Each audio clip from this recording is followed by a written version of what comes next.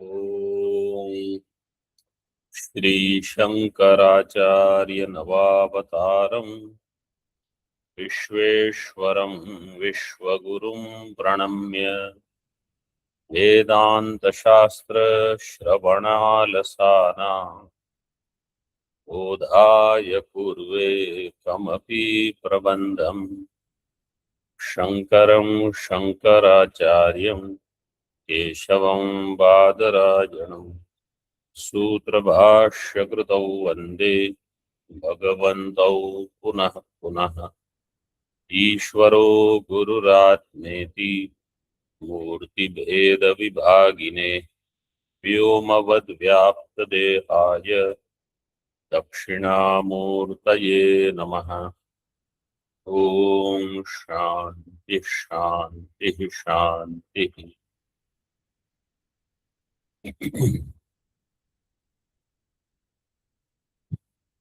पृष्ठ क्रमांक 61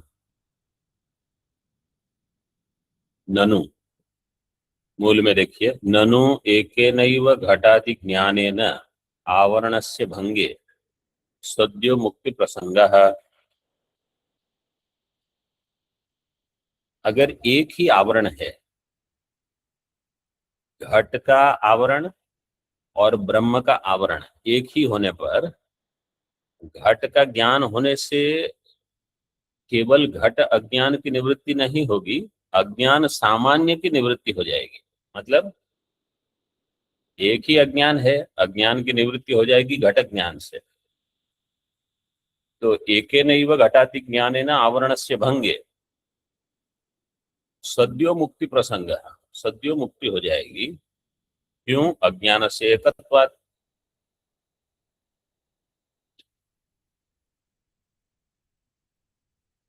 और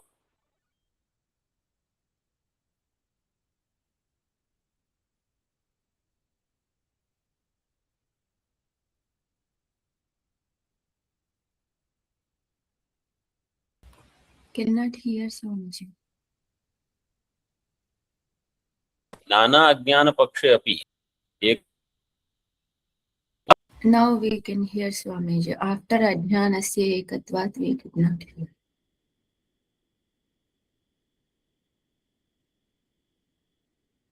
Okay, now you can hear. Yes, Swamiji. Yes. I will start from beginning. एकेनैव घटादि ज्ञानेन आवरणस्य भंगे सद्यो मुक्ति प्रसंगः। अगर घटादि का अज्ञान आवरण एक ही है, वही ब्रह्म का भी आवरण है। घट अज्ञान, ब्रह्म अज्ञान, चैत्र अज्ञान, मैत्र अज्ञान, सबके लिए केवल एक ही आवरण। तो घट ज्ञान से ही सभी को मोक्ष हो जाएगा, ये आपत्ति होगी। क्यों? क्योंकि अज्ञान एक ही है। अगर आप कहो नहीं, नाना अज्ञान है, चैत्र का अज्ञान भिन्न है, मैत्र का भिन्न है, देवदत्त का भिन्न है, तो चैत्र को घट ज्ञान से मुक्ति हो जाएगी। नाना अज्ञान पक्षे अपि एकस्य जीवस्य एक अज्ञान उपाधित्वात्, एक जीव का एक अज्ञान, ये आपत्तियां होगी। टीका देखिए। देवदत्तस्य घट ज्ञान काले तदीय अंतःकरण वृत्त्या आवरणस्य भंगो भवति। जब देवदत्त को घट का ज्ञान होगा तो घटाकार अंतःकरण वृत्ति के द्वारा आवरण का भंग होगा। आवरण मूलभूतस्य अज्ञानस्य अवस्थितौ चित्स्फुरणा संभवात् अज्ञान नाश मूलक एव आवरण नाश इति वक्तव्यम्। आवरण मूलभूतस्य अज्ञानस्य, आवरण का मूलभूत जो अज्ञान है उसके होने पर अवस्थितौ चित्स्फुरण असंभवात्, अज्ञान होगा तो चैतन्य का स्फुरण नहीं होगा। अज्ञान है मूलभूत आवरण। चित्स्फुरणात्, चित्स्फुरण असंभवात् अज्ञान नाश मूलक एवं आवरण नाश। अज्ञान नाश मूलम यस्य आवरण नाशस्य, सः आवरण नाशः अज्ञान नाश मूलकः। अज्ञान का नाश होने से आवरण का नाश हो जाएगा। तो कौन से अज्ञान का नाश हुआ? घट अज्ञान का नाश हुआ। और जैसे ही घट अज्ञान का नाश हुआ, चैतन्य का स्फुरण हो जाएगा। तथा च अज्ञानस्य नाशात् देवदत्तादयः सर्वे प्राणिनो मुक्ता भवेयुः। घट के ज्ञान से सारे जीव मुक्त हो जाएंगे अगर एक ही अज्ञान है तो ये तो ठीक नहीं।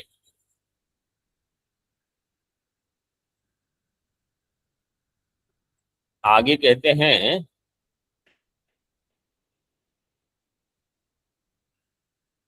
प्रतिजीवम अज्ञान भेद इति एवं नाना ज्ञान पक्षे देवदत्तस्य घट ज्ञान काले देवदत्तो मुक्तः स्यात्। प्रतिजीवम एक एक अज्ञान हो तो नाना अज्ञान पक्षे, नाना के बाद खंडाकार, नाना अज्ञान पक्षे देवदत्तस्य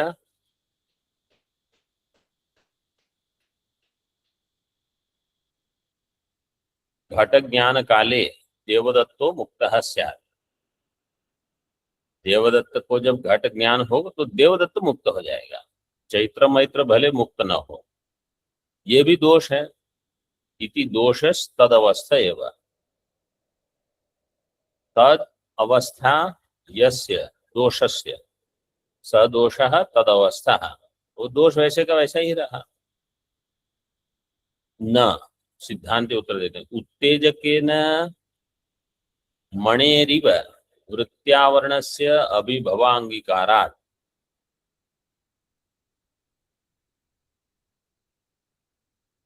उत्तेजकेन मणेः इव। एक होता है चंद्रकांत मणि,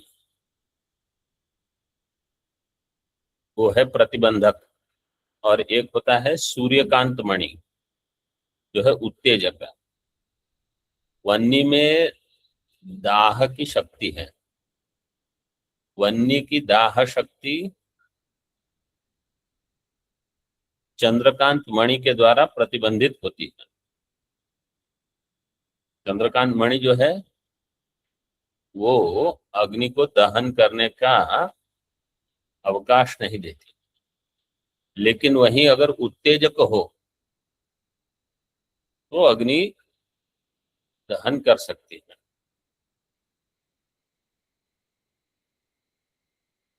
तो चंद्रकांत मणि अभाव विशिष्ट सूर्यकांत मणि उत्तेजक हो तो दहन क्रिया होगी।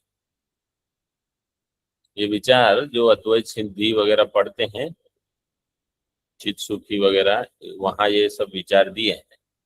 वास्तव में ये न्याय सिद्धांत मुक्तावली में है, किरणावली में भी हमने देखा है शायद इसको। तो उत्तेजकेन मणेः इव वृत्ति आवरणस्य अभिभव अंगीकारात्। घटाकार वृत्ति क्या करेगी? आवरण का अभिभव कर देगी। जैसे टीका में देखिए, अयम भावः यतश्च प्रतिक्षणं तत्तत् प्राणिनां आवरण भंग पूर्वकं विषय ज्ञानं जायते न च कस्यापि मोक्षो भवति। प्रतिक्षणम, हर क्षण किसी न किसी प्राणी को कुछ न कुछ ज्ञान होता है। तत्तत् प्राणिनाम आवरण भंग पूर्वकम विषय ज्ञानम जायते, लेकिन किसका मोक्ष होता है? किसी का नहीं होता। इसका अर्थ यह है कि एक अज्ञान नहीं है और एक व्यक्ति को भी एक अज्ञान, ये भी ठीक नहीं है। प्रत्येक विषय का एक भिन्न अज्ञान है। या तो आप भिन्न अज्ञान कहो अथवा तद विषय अवच्छिन्न अज्ञान। तो केवल उस विषय का ज्ञान होगा, सारे विषय का ज्ञान नहीं होगा। अतस्तद अन्यथा अनुपपत्त्या अवश्यमेव कल्पनीयं भवति यद अंतःकरण वृत्त्या अज्ञानस्य नाशो न भवति। इसलिए अन्यथा अनुपपत्ति, अन्यथा अनुपपत्ति का अर्थ है अर्थापत्ति। अगर एक ही अज्ञान होता तो विषय ज्ञान से मोक्ष हो जाता, लेकिन विषय ज्ञान से मोक्ष नहीं होता है, इसलिए एक अज्ञान है कि नहीं? नहीं है। नहीं है। इसलिए किसी भी अंतःकरण वृत्ति से अज्ञान का नाश नहीं होता, किंतु केवलम क्षणमात्रम तद अज्ञानम तिरोभूयते। क्षण मात्र के लिए वो अज्ञान तिरोभूत हो जाता है। जैसे जब घट का ज्ञान हो रहा है तो अज्ञान तिरोभूत हो जाएगा, पुनः घट ज्ञान के पश्चात अन्य सारे पदार्थों का अज्ञान वैसे का वैसे ही रहेगा। यथा अग्निगत दाहकत्व प्रतिबंधिका मणिगता शक्ति उत्तेजक मंत्रादि सन्निधाने केवलम तिरो भवति न तो विनश्यति। तद्वत् अग्नि में दाहक शक्ति है, अग्निगत दाहकत्व, उसकी प्रतिबंधिका है मणि, चंद्रकांत मणि। मणि से लीजिए चंद्रकांत मणि, और उत्तेजक से लेंगे सूर्यकांत मणि। तो मणिगता शक्ति ही वो प्रतिबंध करेगी। मणिगता शक्ति ही उत्तेजक मंत्रादि सन्निधाने, उत्तेजक सूर्यकांत मणि हो अथवा कोई मंत्र हो, उसकी सन्निधि में सन्निधाने केवलम तिरो भवति,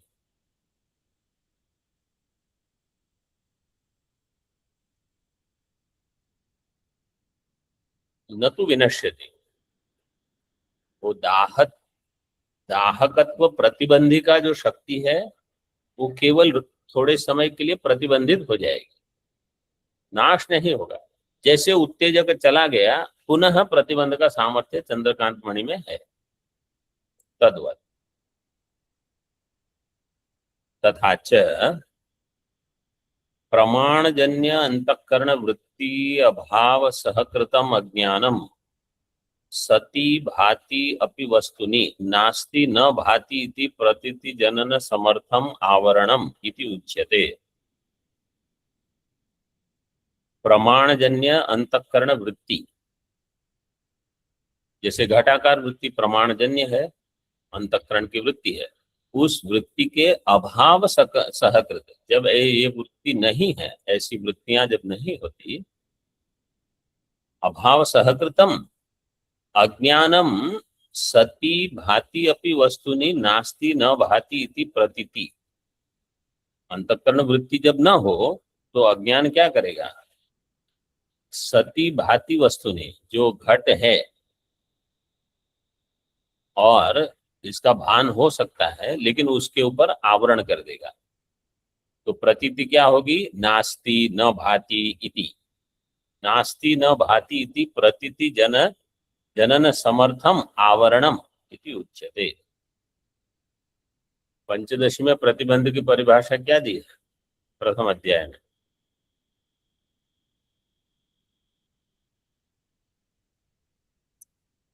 प्रतिबंधोस्ति भातीति व्यवहारार्ह वस्तुनि तन्निरुद्ध विरुद्धस्य तस्योपादनम उच्यते।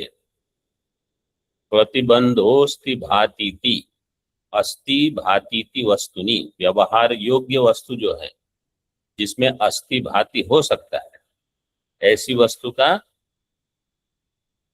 तन्निरुद्ध, उसका निरोध करके, विरुद्धस्य, उससे विरुद्ध, न अस्ति न भाति, इस प्रकार से प्रतीति करवाना, यही है आवरण का प्रयोजन। इसी को कहते हैं प्रतिबंध।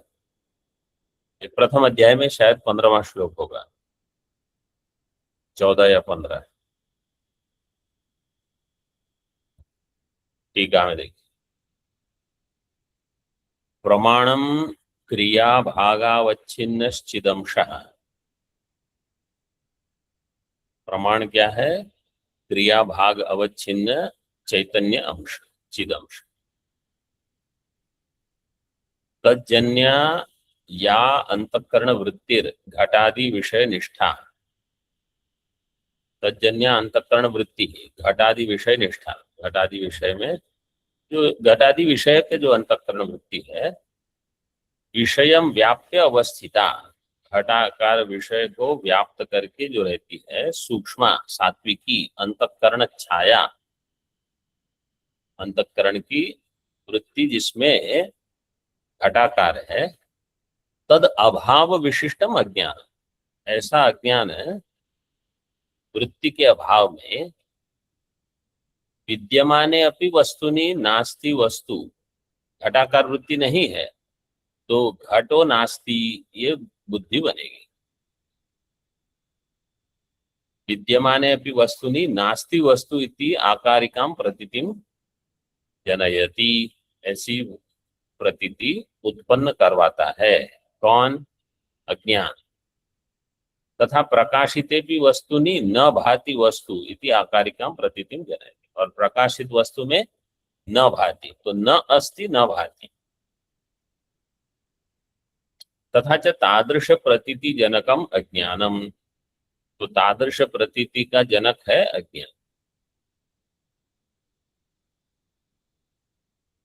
अज्ञानगतम अंतःकरण वृत्ति अभाव विशिष्टत्वम तादृश प्रतीति जनकता अवच्छेदकम,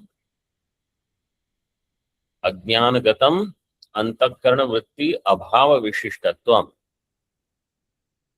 अंतःकरण की वृत्ति के अभाव से विशिष्ट अज्ञानगतम तादृश प्रतीति जनकता अवच्छेदकम, तादृश प्रतीति का अर्थ है न अस्ति न भाति, इस प्रकार से उसी को कहा अज्ञानम। तो ये अज्ञान का ही विशेषण दे दिया, समझो। वास्तव में क्या होता है, इसी को हम ऐसे विभाग करते हैं, एक मूला ज्ञान, बाकी सारे तूला ज्ञान। तो मूला ज्ञान एक है, तूला ज्ञान अनंत है। घट विषय का ज्ञान हो वो है घट का तूला ज्ञान, घट के ज्ञान होने से उसकी निवृत्ति हो जाएगी, लेकिन अन्य पदार्थ के अज्ञान बने रहे।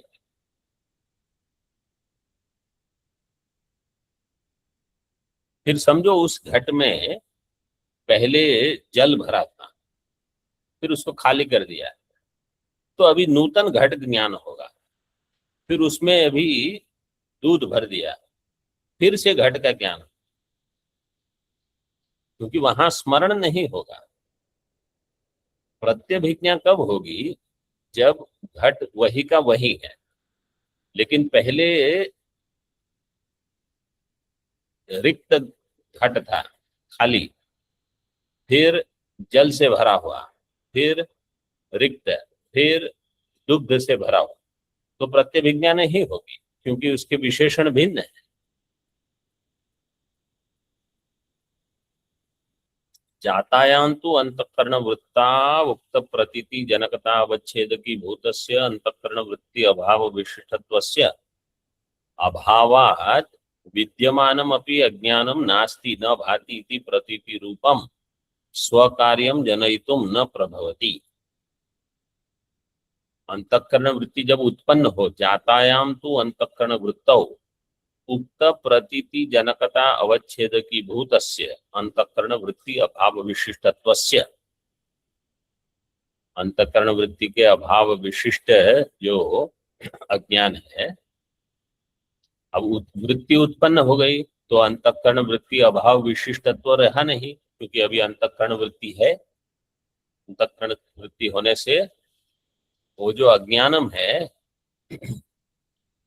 जो पूर्व में नास्ति न भाति का प्रतीति, उसकी प्रतीति करवाता था, अब वो अपना कार्य करने में समर्थ नहीं है। नास्ति न भाति इति प्रतीति रूपम स्वकार्यम जनयितुं न प्रभवति।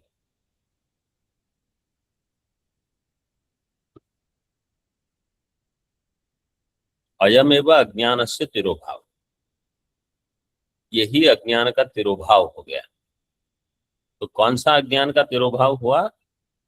घट अज्ञान। अब घट अज्ञान गया, और अगर आप कहो कि नहीं, यहाँ अज्ञान से हम ब्रह्म विषय का ज्ञान लेंगे, तो केवल कुछ क्षण के लिए आपको लगता है कि चैतन्य का भान हो गया, लेकिन वो चैतन्य केवल घट से अवच्छिन्न है, घटावच्छिन्न चैतन्य, चैतन्य मात्र का ज्ञान नहीं हुआ।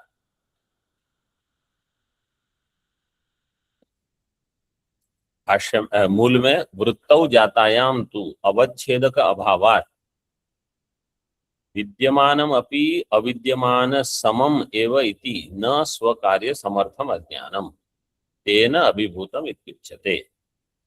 वृत्ति की उत्पत्ति होने पर वृत्तौ जातायाम तु अवच्छेदक अभावात्, अब कोई अवच्छेदक नहीं रहा अज्ञान को कार्य करने के लिए, इसलिए विद्यमानमपि अविद्यमान समम एव इति न स्वकार्य समर्थम अज्ञानम, अज्ञान जो पहले विद्यमान वस्तु को अविद्यमान बता रहा था अब वो नहीं बता सकता, इसी को कहते हैं तेन अभिभूतम। अभिभूतम किम?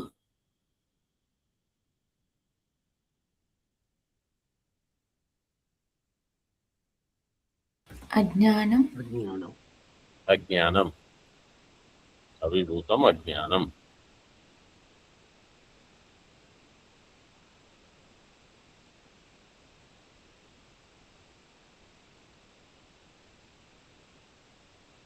ननु एवं सति ब्रह्मज्ञानेन अपि अविद्याया अनिवृत्तेः अनिर्मोक्ष प्रसंगः। तो कोई कहता है ठीक है, घट ज्ञान से ब्रह्म का अज्ञान नहीं गया, तो ब्रह्म ज्ञान से भी ब्रह्म का अज्ञान नहीं जाए। अज्ञान जो है वो तो एक ही आपने बताया। ननु एवं सति ब्रह्म ज्ञानेन अपि अविद्यायाः अनिवृत्तेः, अविद्या की निवृत्ति नहीं होने से मोक्ष ही नहीं होगा, अनिर्मोक्ष प्रसंग न। तत्वमस्यादि वाक्यार्थ ज्ञानात् अविद्या निवृत्ति अभ्युपगमात्, तत्वमस्यादि वाक्य के द्वारा जो ज्ञान उत्पन्न होगा उससे अविद्या की निवृत्ति स्वीकार की गई है। ठीक है। अंतःकरण वृत्त्या केवलम अज्ञान से, एवं सति के बाद अंतःकरण वृत्त्या केवलम अज्ञान से तिरोभावांगीकारे, एवं सति का अर्थ दे दिया। अंतःकरण वृत्ति से जो अज्ञान है उसका तिरोभाव स्वीकार करने पर तथा च तत्वमसि इत्यादि महावाक्य जन्य ज्ञान स्थले अपि अंतःकरण वृत्तेः अविशेषात्, तत्वमस्यादि महावाक्य जन्य ज्ञान के स्थल में भी वो भी अंतःकरण वृत्ति है। अंतःकरण वृत्ति आप कहते हो अज्ञान को केवल तिरोभूत करेगी, तो तया केवलम अज्ञानस्य तिरोभावे अपि स्वरूपतः तस्य अज्ञानस्य विद्यमानत्वात्, स्वरूपतः तो विद्यमान रहेगा, इसलिए मोक्षो न उपपद्यत इति आशयः। तो इससे मोक्ष नहीं होगा। समाधत्ते न, नहीं ऐसा नहीं। स्व-विषय मूल में देखिए, स्व-विषय विषयक प्रमात्वेन एव अविद्या निवर्तकत्वात्, स्व-विषय विषयक प्रमात्वेन, टीका में स्वम अविद्या तस्या यो विषयः स्व-विषयः स विषयो यस्याः अविद्यायाः प्रमाया, प्रमा के लिए दिया, स्वम अविद्या तस्या यो विषय, जो विषय अविद्या का होगा वही विषय विद्या का होगा। विद्या से हम लेंगे प्रमा, तो जो अविद्या का विषय घट है तो विद्या का विषय भी घट ही होगा। अविद्या का विषय ब्रह्म है,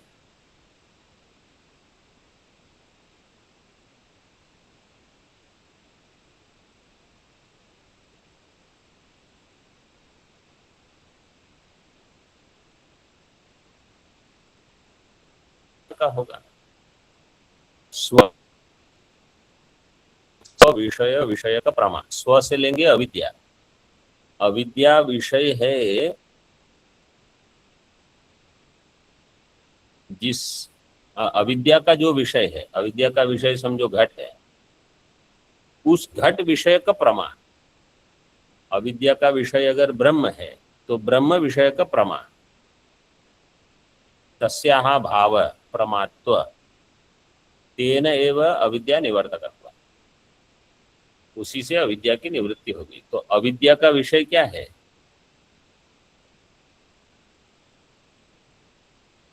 ब्रह्म। ब्रह्म है। अविद्या का आश्रय भले उसमें कोई ब्रह्म मानता है, कोई जीव को मानता है, लेकिन अविद्या का विषय तो ब्रह्म ही है।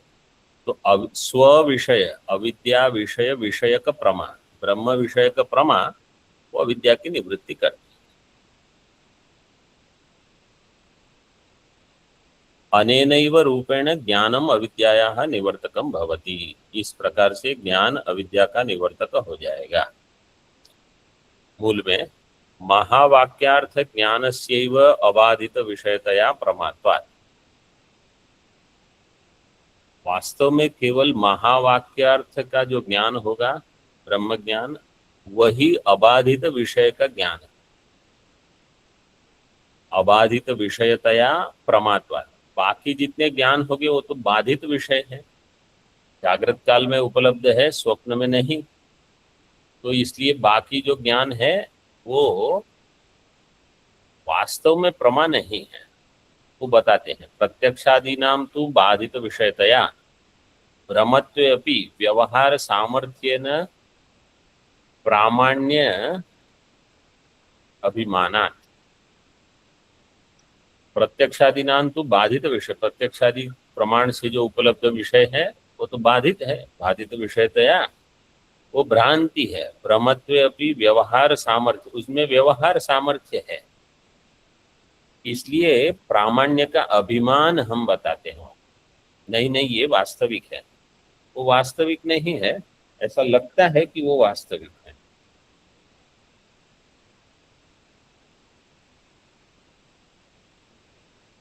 टीका में देखिए, महावाक्य जन्यस्य ब्रह्म ज्ञानस्य मूला विद्या विषयीभूत ब्रह्म विषयक प्रमात्वात् तद अविद्या निवर्तकम भवति। महावाक्य जन्य ब्रह्म ज्ञान जो है, मूला विद्या विषयीभूत ब्रह्म विषयक प्रमात्वात्,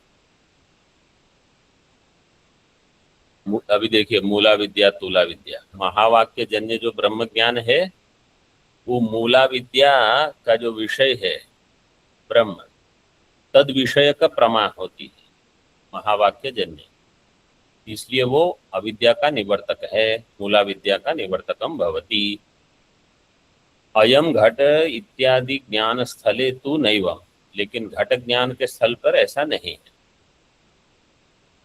तत्र ही तादृश ज्ञानात् पूर्वम अज्ञातो घट इति स स्वस्य अज्ञानस्य विषयः तद विषयकम अयम घट इति ज्ञानम वर्तते, परंतु तत्प्रमा न भवति। वहां घट ज्ञान तो होता है, लेकिन वो प्रमा नहीं, प्रमा का अर्थ है वो अबाधित विषय नहीं है, ब्रह्म विषय ज्ञान नहीं है। और ज्ञानात् पूर्वम, घट ज्ञान के पूर्व में अज्ञातो घट, इस प्रकार से बुद्धि बनती है। तो घट विषय का अज्ञान, उसी विषय का जब ज्ञान होगा, तद विषयकम अयम घट इति ज्ञानम, ये ज्ञान तो होगा लेकिन उसको प्रमा नहीं कहेंगे। मतलब व्यवहार में वो प्रमा है, परमार्थ में वो प्रमा नहीं। चूंकि वो प्रमा नहीं है परमार्थ में, इसलिए अज्ञान मूला विद्या का नाश नहीं होता, किंतु तिरोभाव एवं, घट ज्ञान से मूला विद्या वहां ढकी रहेगी, मतलब वो है वहां। तिरोभाव कैसे? जैसे पूर्व में दृष्टांत दिया, चंद्रकांत मणि में प्रतिबंध शक्ति है, सूर्यकांत मणि लेके आए तो थोड़े समय के लिए प्रतिबंध शक्ति का तिरोभाव हुआ। जैसे उत्तेजक चला जाएगा मंत्र अथवा मणि, पुनः दाह शक्ति में प्रतिबंध आ जाए। ब्रह्मणः कालत्रय अबाध्यत्वेन तद विषयकस्य महावाक्यजन्य ज्ञानस्य प्रमात्वम्। ब्रह्म कैसा है? कालत्रय अबाध्य, इसलिए तद विषय का महावाक्य जन्य जो ज्ञान है वो प्रमा है। घटादि नाम तो बाधितत्वात्, वो तो बाधित है, इसलिए तद विषय का नाम सर्वेषामपि ज्ञानानाम नैव प्रमात्वम्। घट पटादि जो ज्ञान है उसको प्रमा नहीं कहेंगे क्योंकि उसके विषय बाधित है। तथा च शुक्तौ रजत ज्ञानवत् अयम घटः इति ज्ञानम अपि भ्रम एव। अब ये व्यावहारिक जगत ऐसा ही है जैसे प्रातिभाषिक, ये बोल दिए। शुक्ति में रजत का ज्ञान है वो प्रातिभाषिक, लेकिन घट का ज्ञान व्यावहारिक है। लेकिन यहाँ कहते हैं व्यावहारिक है वो प्रातिभाषिक जैसा ही है, ये भ्रांति ही है, लेकिन कुछ विशेष है। इयांस्तु विशेषण तत्र रजतस्य बाधो व्यवहार काल एव अनुभूयते। घटादि का बाद व्यवहार काल में नहीं होगा। घटादेर बाधस्तु व्यवहार काले नानुभूयते। तो रजत का बाद हो जाने से व्यवहार काल में ही बाद हो जाता है, इसलिए हम कहते हैं उसको प्रातिभाषिक। प्रातिभाषिक की परिभाषा क्या है?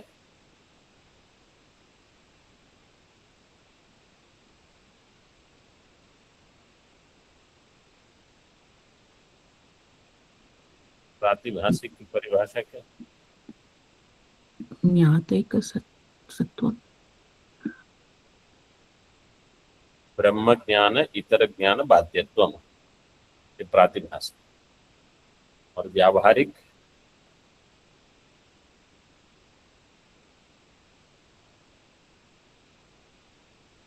ब्रह्म ज्ञान मात्र बाध्यत्वम्।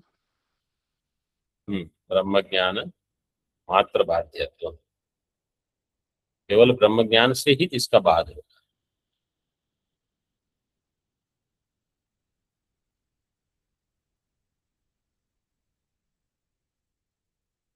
टीका में बाध ज्ञानाभावादेव च तत्र घटादि ज्ञाने प्रामाण्य अभिमानो लौकिकानाम। बाध ज्ञान का अभाव होने से घटादि ज्ञान में लौकिक कहते हैं नहीं, ये प्रमाणिक है, ये प्रमाणिक है, प्रामाण्य अभिमान होता है उनको। शुक्ति रजतादि ज्ञान स्थले भी बाध ज्ञानात् पूर्वम किंचित काल पर्यंतम प्रामाण्याभिमानो दृश्यते एव। शुक्ति रजतादि ज्ञान स्थले भी, शुक्ति रजतादि के ज्ञान स्थल में भी बाद ज्ञानात्, बाद का ज्ञान होने से पूर्वम, शुक्ति रजत का बाद होने से पूर्व में किंचित काल पर्यंतम, वहां भी प्रामाण्य का अभिमान होता है, प्रामाण्य अभिमान दृश्यते। तथा च तत्र तादृशो अभिमान क्षणमात्रेण निवर्तते। लेकिन वह अभिमान जैसे ही ज्ञान हुआ वो निवृत्त हो जाएगा। लेकिन घट ज्ञान पट ज्ञान इत्यादि अन्यत्र तो मोक्ष पर्यंतम अवतिष्ठत इति, मोक्ष पर्यंत वो रहेगा।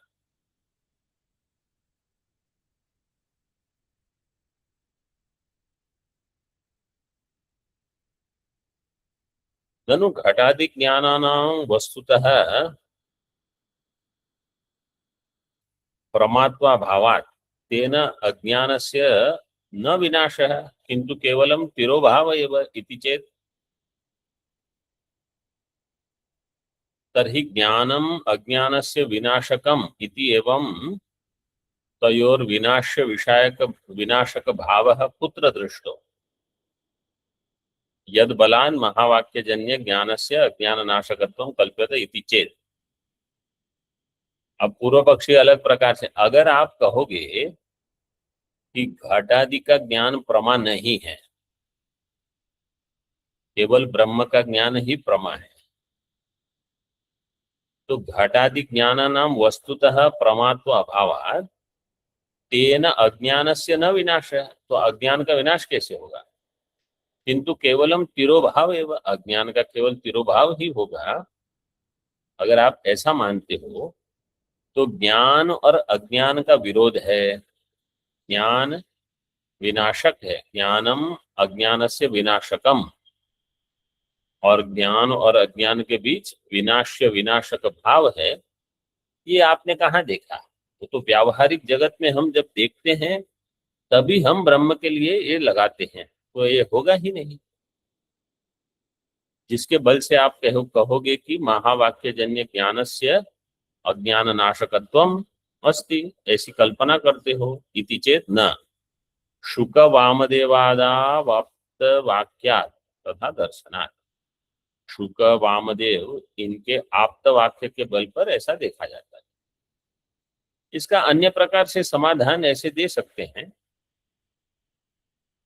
कि वो व्यावहारिक प्रमा है, वो पारमार्थिक नहीं है। तो जैसे स्वप्न में आप द्वैत देखते हो, वैसे ही व्यवहार में द्वैत देखते हो। तो जो व्यवहार की प्रमा है वहां अज्ञान और ज्ञान के बीच विनाश्य विनाशक संबंध है। तो उसी प्रकार से आप ब्रह्म के लिए भी लगा सकते हो। ब्रह्म के अज्ञान की निवृत्ति ब्रह्म ज्ञान से हो जाएगी। और शुकदेव वामदेव इनका भी ये अनुभव है, वो भी बता सकते। ननु अस्तु एवं अविद्या नानात्वम इति पक्ष है। ठीक है, अविद्या नाना हो इस पक्ष में ये हो जाए। एक अविद्या इति पक्ष तो कथम, एक अविद्या वाले पक्ष में कैसे होगा? शुकादीनां तत्वज्ञानेन अविद्यायाः विनाशश्चेत् अस्मादृशानाम् अपि अनायासेन मोक्ष प्रसंगः। अगर शुक एक ही अज्ञान है, शुकदेव जी को ज्ञान हुआ तो सभी का मोक्ष हो जाएगा। इसका आगे उसको उत्तर देगा, नोचेद अन्यत्र अदर्शनम तद अवस्थम इति। और अगर ऐसा नहीं हुआ तो अज्ञान वैसे का वैसा रहेगा। इति चेत तत्रापि आह।